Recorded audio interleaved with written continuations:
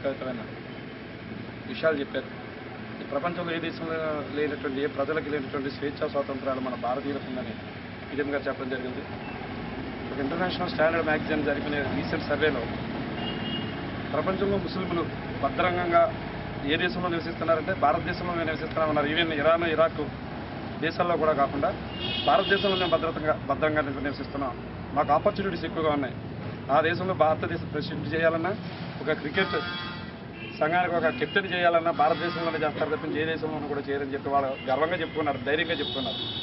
అది అటువంటి స్వేచ్ఛా స్వాతంత్రాలు కల్పించడం మన రాజ్యాంగం యొక్క గొప్పదనం. ప్రతి జీవి పుట్టగానే గొప్పవాడు అవడం, ఒక విద్యావేత్త అవడం, ఒక విషయంలో ఒక గొప్పవాడు అవడం వల్ల పేరు వస్తుంది. అదేవిధంగా మనకు స్వాతంత్రం రాగానే గొప్ప కాదు, ఆ స్వాతంత్రాన్ని నిలుపుకోవడానికి ప్రజలందరికీ క్షేమాన్ని అందించడానికి సరైన రాజ్యాంగాన్ని ఏర్పాటు చేసుకోవాలి.